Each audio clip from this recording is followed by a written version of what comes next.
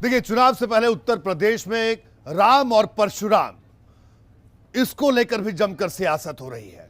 Samajwadi party ने अगर Purvanchal expressway के पास एक भगवान परशुराम की प्रतिमा जब लगाई, तो आज भारतीय जनता पार्टी ने परशुराम की प्रतिमा लगाई। इस मौके पर डिप्टी सीएम मौजूद थे, दिनेश शर्मा, ब्रजेश पाठक भी मौजूद थे, और जिन्होंने साफ तौर पर कहा कि उत्तर प्रदेश का ब्राह्मण भारतीय जनता पार्टी के साथ है, और अखिलेश यादव या समाजवादी पार्टी की तरफ से जो दावे हो रहे हैं या बसपा की तरफ से जो दावे हो रहे हैं, वो तमाम दावे खोखले हैं।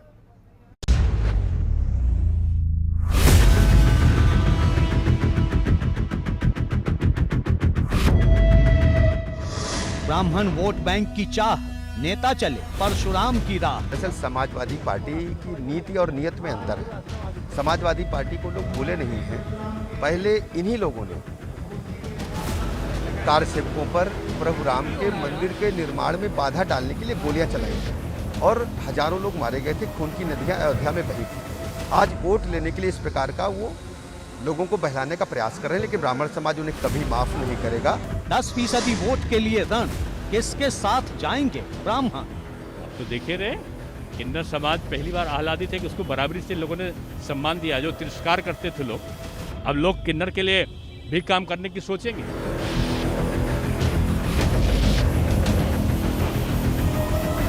कहने को तो यूपी में ब्राह्मण वोटर सिर्फ 10% है, लेकिन इन्हीं 10% वोटर्स के लिए सभी राजनीतिक दलों ने पूरी जान लगा दी है।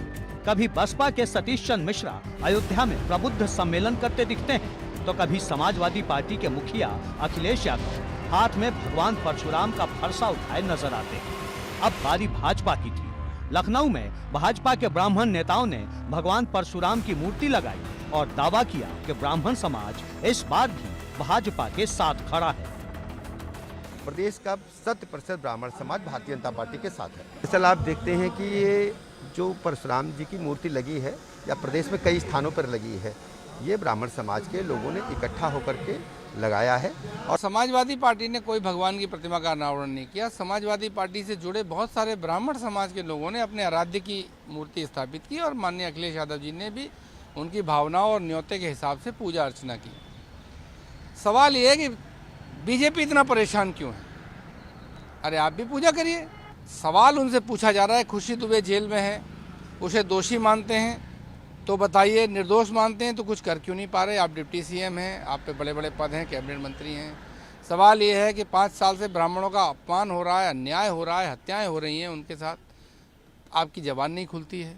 मुझे लगता है बेहतर होता कि जब इन जो पार्टियों को आज भगवान परशुराम याद आ रहे हैं, उनका फरसा याद आ रहा है, उस पर टिप्पणी करने से बेहतर होगा सिर्फ एक चीज़ समझ लें पार्टियां, अगर इन्होंने ब्राह्मणों का सम्मान किया होता, जो जनता के साथ वादे किए थे उसे निभाया होता, सामाजिक समरसता कायम रखी होती, तो इन्हें दर दर भटकना नहीं पड़ा होता, इन्हें भगवान परशुराम का सहारा नहीं लेना पड़ता।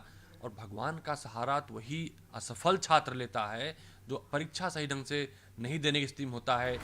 ब्राह्मणों को पिछले 15 साल से किसी भी पार्टी ने नजरअंदाज नहीं किया, क्योंकि सबको पता है कि जितने ज्यादा ब्राह्मण विधायक बनेंगे, लखनऊ में सरकार बनने का दावा उतना ही मजबूत होगा। इतिहास भी इसी ओर इशारा करता है।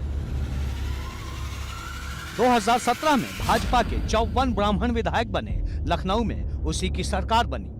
2012 में सपा के 21 ब्राह्मण विधायक जीते, बहुमत से सपा की सरकार बनी। 2007 में बसपा के 41 ब्राह्मण विधायक जीते, तो मायावती पहली बार बहुमत से सत्ता में आई। यूपी की राजनीति में इन दिनों ब्राह्मण वैसे भी बहुत चर्चा में हैं। विपक्ष इस बात को लेकर माहौल बनाने में जुटा है कि ब्राह्मण भाजपा से नाराज हैं। अंदर खाने कहीं न कहीं ये खबर भाजपा के नेताओं को भी है। तभी तो शिव प्रताप शुक्ला के नेतृत्व में ब्राह्मण समिति बनाई गई है, जो ब्राह्मणों का चुनावी माहौल समझने की कोशिश कर रही है। लेकिन सबसे बड़ा सवाल यही है कि 2022 के रण में ब्राह्मण किसके लिए शंख बजाएगा? एबीपी गंगा के लिए लखनऊ से अनुभव शुक्ला के साथ ब्यूरो रिपोर्ट।